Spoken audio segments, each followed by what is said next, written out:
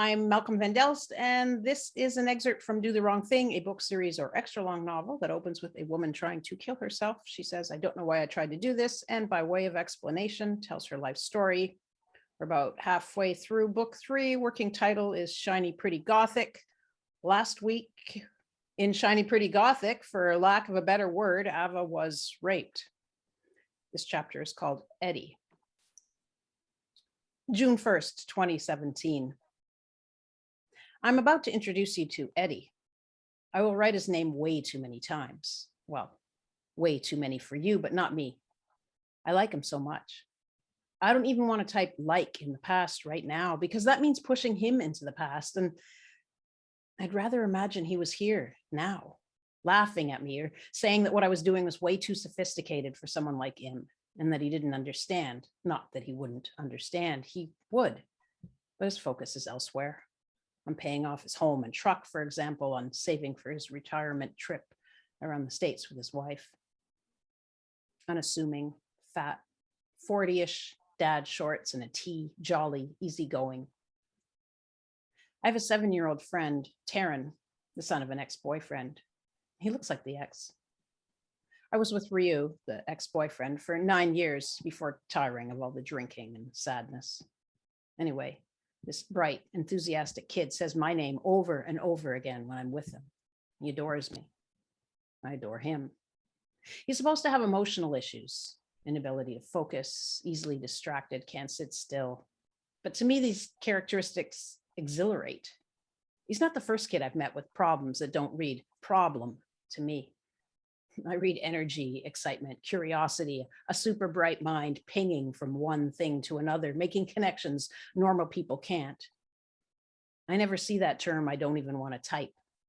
I see happy, preternatural abilities. If Taryn was aided and encouraged, for example, he'd be making video games and starting his game company. That's where his attention goes. Concepts, plans, blueprints for office buildings for the game company. All he needs is tools and an environment and encouragement. He'd be a 7-year-old creative business genius with the proper structure around him. I tutored him for a while until Ryu became impatient and ended it. He seemed to think I wasn't teaching, that I wasn't disciplining enough, while I knew it would take some time to settle Taryn down. The kid was used to no rules until there were rules, and chaos that comes from addict parents trying to force control externally that they don't have internally. And the anger and self-loathing and the wanting to disappear. Well, that was how I felt when I was an alcoholic. Hard stuff to mature in. Taryn's mother is an alcoholic too, by the way, though she does manage to hold the family together financially, even if it's stressful, leaky boat financials. Ava, Ava, Ava, Taryn says. Eddie, Eddie, Eddie. August 1987. I'm going to Orange County, Eddie says. It's a 3-day trip. He looks at our backpacks. You can sleep in hotel rooms or set up your tents. When I'm not using the bunk, I might rent hotel rooms. I'm not sure yet. You can sleep there. Elizabeth and I look at each other. Eddie is 40-ish, overweight with a big belly, thick black hair, and a friendly, open demeanor. Okay, we say. Thanks. Oh, the company I drive for doesn't allow me to pick up hitchhikers. Are you okay to duck when we see a Reimer truck? We nod. Of course. Eddie tells us about his wife and kid. Eddie lives in a house in the burbs, or is it the country?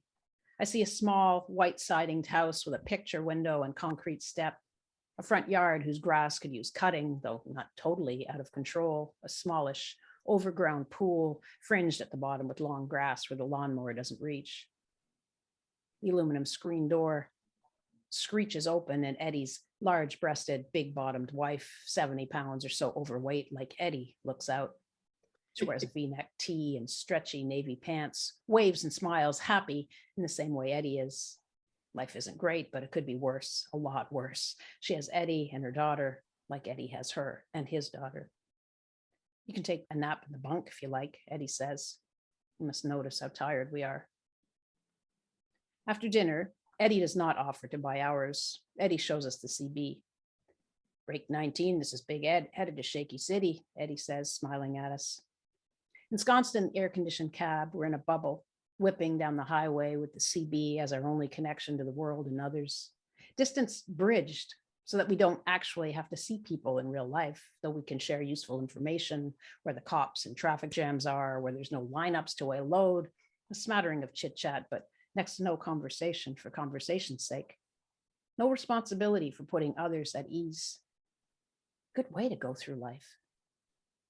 Eddie looks for a motel with a parking lot large and empty enough for his rig. I need a shower and a real bed, he says. You girls want the bunk for the night? Elizabeth and I look at each other. If it's not too expensive, let's get a room, I say. Elizabeth nods. I need a shower and a real bed. Is Eddie a mind reader? Texas. I'm riding up front. Elizabeth is dozing in the back. Steam rises from the Dunkin' Donuts cup in my lap, and that fresh, sweet coffee smell fills my nose. My body starts waking up, remembering what the coffee will do once it cools enough to drink. Outside, sand and yellow brush with a few blue hills in the distance on the right. No clouds, only a gradient pastel sky, pale lemon on the horizon through orange, pink, lavender, and powder blue. I guess it's the dust in the air that creates that slightly opaque, thick appearance. The sun rises, the hues shift. Sky is incredible, I say, turning to Eddie. He keeps his eyes on the road and smiles. Hey, do you want to try driving the rig? Eddie asks. Really? I've been asking him about his job, how he got started, how he likes it. He told me about truck school. 6 weeks and you're ready to go. I could do that, I had said. I told him about waitressing, my English studies, and my trouble finding work. I didn't tell him about art modeling or bulimia. You absolutely could, he'd said, a big smile spreading across his face. I'd like to be my own boss.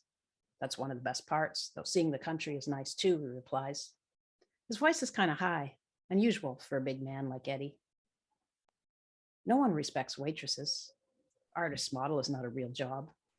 As a trucker, I'd get esteem, not only for my work, but for being a woman in a man's environment. I'd feel the road beneath my feet, beneath my wheels, and I'd stop being a burden to others. On the outskirts of Phoenix, Eddie finds an empty parking lot. When I jump out of the truck onto the lot's pavement, the heat presses down from above.